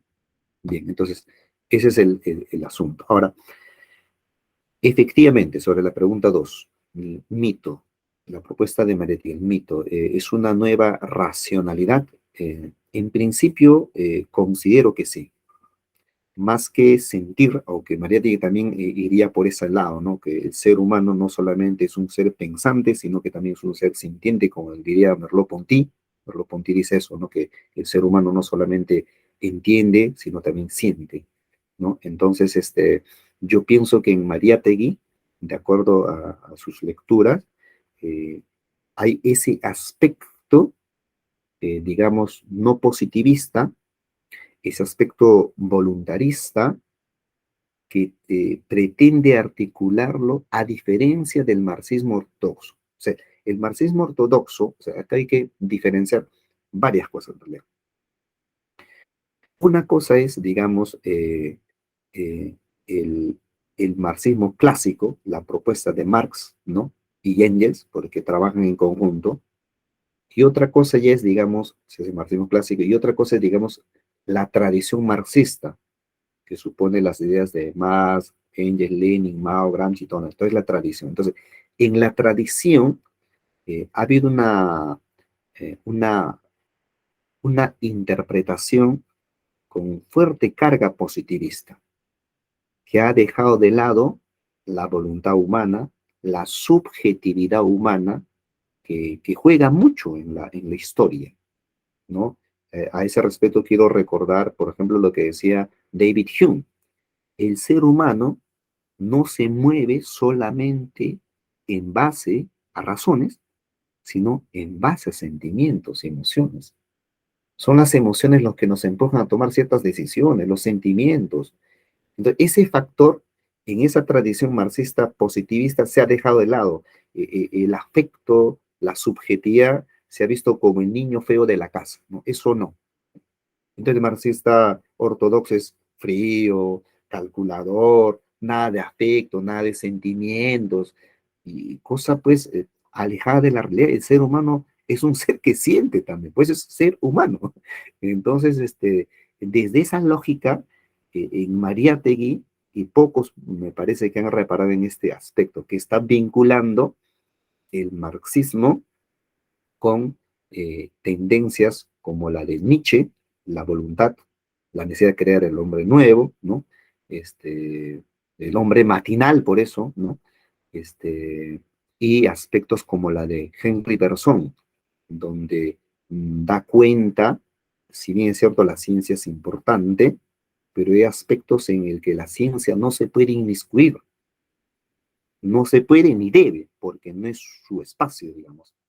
Entonces, esa parte es muy importante y pienso que desde esa lógica hay una nueva racionalidad en Mariátegui, y es una nueva racionalidad, digamos, que es afín. Por eso, digamos, lo importante de la propuesta es afín a nuestra tradición. En esta parte del mundo, la religiosidad, no la religión, la religiosidad, el afecto religioso es muy fuerte, ¿no? Es muy fuerte, ¿no? Por eso que esa mirada ortodoxa del marxismo con el que arranca y que lo toma al pie de la letra, digamos, Lenin, este famoso texto que se titula Ludwig Feuerbach y el fin de la filosofía clásica alemana, ¿no? Donde de buenas a primeras es la pregunta cardinal es, ¿el ser o el pensar? ¿No? O sea, el mundo en el cual vivimos siempre existió eternamente, ¿no? ¿O es que tiene un origen? Y si tiene origen, lo ha creado algún Dios. Entonces, esa pregunta, ¿no? Eh, va a generar como consecuencia dos campos filosóficos, ¿no? Los materialistas y el idealismo. Claro, materialismo filosófico e idealismo filosófico, porque la palabra materialismo y idealismo también se usa de manera vulgar hoy en día, pero me refiero el materialismo filosófico y el idealismo filosófico. Entonces, todos aquellos que piensan que el mundo en el cual vivimos es eterno, la materia no se crea ni se destruye, solamente se transforma, creo que estoy yendo muy rápido, disculpe, disculpen, este, eh, entonces, el materialismo el materialismo filosófico justamente sostiene de que el mundo en el cual vivimos es eterno en el tiempo, infinito en el espacio, ¿no? Y esa mirada pues afín a la ciencia, etcétera, y el idealismo más bien es el que consideraría que el mundo pues tiene un principio, un origen, ¿no? O sea, lo primario es el pensar, el espíritu, la conciencia, etcétera. Entonces, genera eso de buenas a primeras dos campos filosóficos totalmente antagónicos, que sería el punto de partida de todo aquel que dice ser marxista, ¿no? Y con eso pues mandas al tacho a toda forma de idealismo, a toda forma de subjetivismo, digamos, ¿no? ¿No? Y entonces haces esa demarcación, ¿no? Por eso es que Lenin, ¿no? En la década del 20, en 1917, ahí, ¿no? Lo van a repetir pues como un cliché, la religión es el opio del pueblo, etcétera, etcétera, ya de esas miradas que podrían funcionar en otras esferas del planeta Tierra, en otros espacios, pero aquí es muy difícil, porque si partimos de esa delimitación materialismo-idealismo, toda la concepción del mundo andino es mandada al tacho, claro, de cajón, o sea, tú vas acá al interior del país, aquí en Perú, la relación del hombre andino y la naturaleza es una relación de reciprocidad, hay una armonía, ¿no? Hombre-naturaleza, ellos siguen cuidando la Pachamama. Por ejemplo, yo procedo de una zona que se llama Ayacucho y conozco muy bien el mundo andino, y entonces incluso hay fiestas todavía hasta ahora que se llama la fiesta del agua, donde se hace una especie de pago a la Pachamama, a la naturaleza, a la Physis, digamos, en griego. Entonces, hay un respeto por la naturaleza, hay una consideración, entonces hay una subjetividad, hay una religiosidad andina, no necesariamente cristiana, pero hay una religiosidad y un respeto por la naturaleza. Entonces, esa armonía se sigue conservando allí. Entonces, que tú vayas con un discurso ortodoxo al pie de la letra, eres materialista o idealista, todos ellos tendrías que descartarlos, ¿no? Entonces, de ahí que hay una racionalidad siempre en cuando se tome el mariateguismo como un marxismo heterodoxo, ¿no? Por eso es que no fue bien recibido en su momento la propuesta de Mariátegui, ¿no? Entonces, yo pienso que sí, hay una nueva racionalidad que es más afín y compatible con el mundo andino que digamos que sigue vigente hasta ahora, ¿no? Eso sería, digamos, una primera aproximación al respecto, ¿no? A ver, Muchas creo que gracias. Eh, A ver si me traduces, creo que hay preguntas. me gustaría que complementes, ya, yo creo que ya en parte lo has respondido, pero te diré, Suasileini Fonseca pregunta al profesor Ricardo si la obra de Mariátegui eh, y el método del materialismo histórico dialéctico es adecuado para los estudios decoloniales.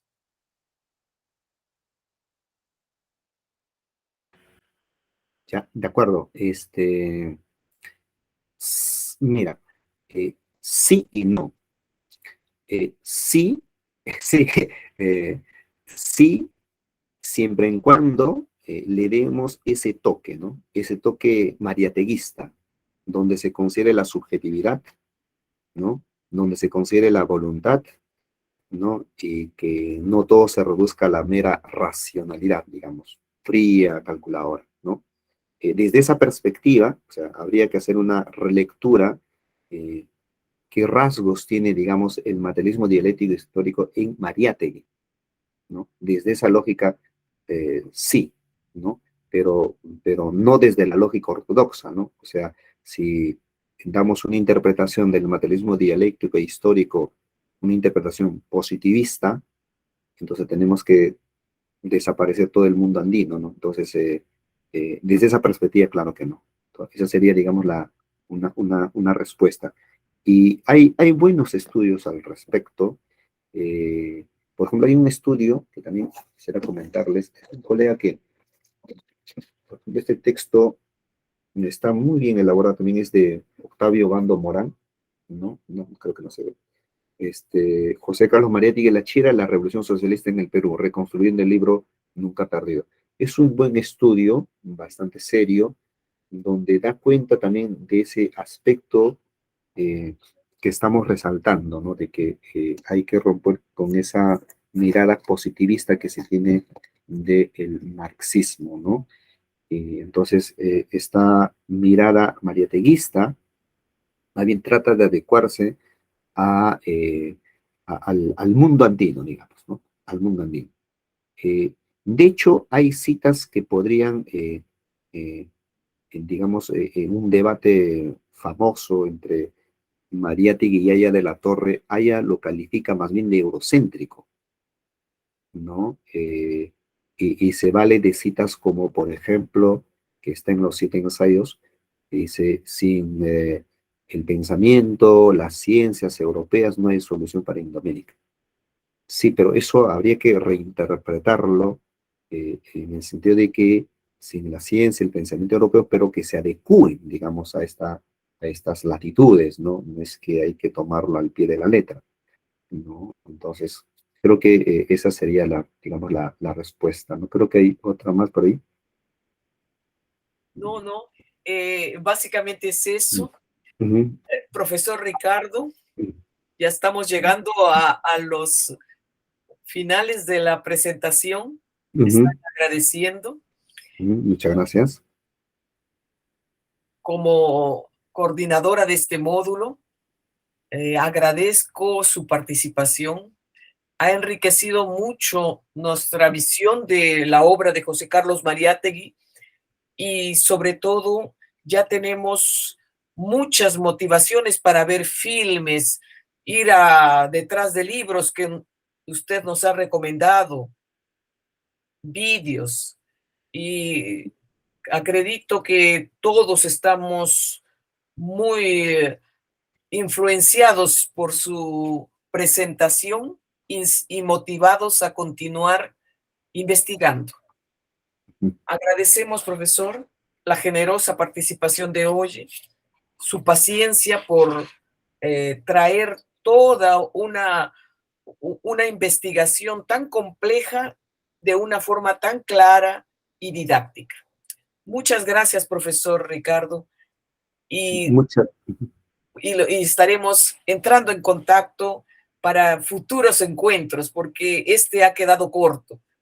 Precisamos continuar. Muchas gracias, profesor. de acuerdo, colega Rosa. Muchas gracias una vez más por la invitación, más bien, con todo gusto para una próxima oportunidad, que siempre estamos dispuestos los que nos dedicamos a la vida académica, filosófica, el compartir ideas, conversar sobre estos temas es agradable, es lo que nos gusta hacer y entonces estamos en ese mundo y gustosos, ¿no?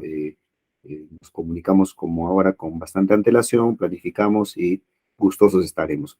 Muchas gracias una vez más y saludos cordiales a los que se han conectado y continuemos pues en este mundo académico. Un fuerte abrazo desde Lima, Perú. Ha sido un gusto verlos. Cuídense.